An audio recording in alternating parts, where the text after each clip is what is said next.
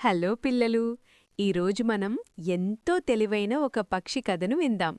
ఈ కథలో మీకొక గొప్ప అద్భుతమైన నీతి ఉంటుంది. అనగనగా ఒక పెద్ద అడవి. ఆ అడవిలో ఒక కాకి ఉండేదు. ఒకరోజు ఎండాకాలం మండిపోతోంది. సూర్యుడు నిప్పులు చెరుగుతున్నాడు. ఆ వేడికి కాకికి విపరీతమైన దాహం వేసింది. గొంతెండిపోతోంది. ఎక్కడైనా కొంచెం నీళ్లు దొరుకుతాయేమో అని అడవి అంతా వెతికింది. చెరువులు, కుంటలు అన్నీ ఎండిపోయాయి.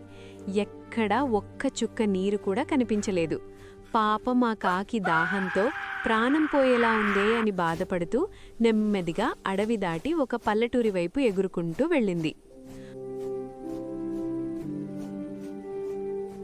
అలా ఎగురుతూ వెళ్తుండగా ఒక ఇంటి పెరట్లో ఒక మట్టి కుండ కనిపించింది.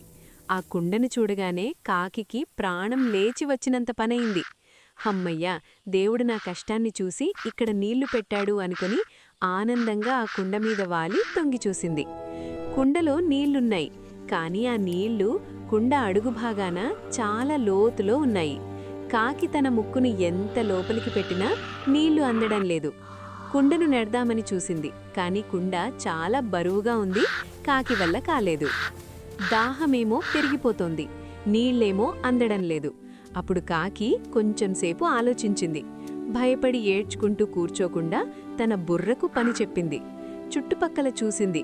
కుండకు కొంచెం దూరంలో చిన్న చిన్న రాళ్ళు, గులకరాళ్ళు కనిపించాయి. వెంటనే కాకికి ఒక అద్భుతమైన ఐడియా వచ్చింది. కాకి ఎగురుకుంటూ వెళ్ళి తన ముక్కుతో ఒక్కో రాయిని తీసుకువచ్చి ఆ కుండలో వేయడం మొదలుపెట్టింది. టప్ టప్ మని రాళ్లు కుండలో పడుతుంటే అడుగున ఉన్న నీళ్లు నెమ్మదిగా పైకి రావడం మొదలయ్యాయి. కాకి అలసిపోకుండా పదే పదే వెళ్లి ఎన్నో రాళ్లను తెచ్చి కుండలో వేసింది.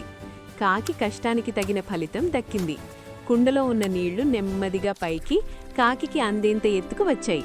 ఇంకేముంది, కాకి ఆనందంగా కడుపు నిండా నీళ్లు తాగి తన దాహాన్ని తీర్చుకుంది. ఆ తర్వాత ఆకాశంలోకి సంతోషంగా ఎగిరిపోయింది.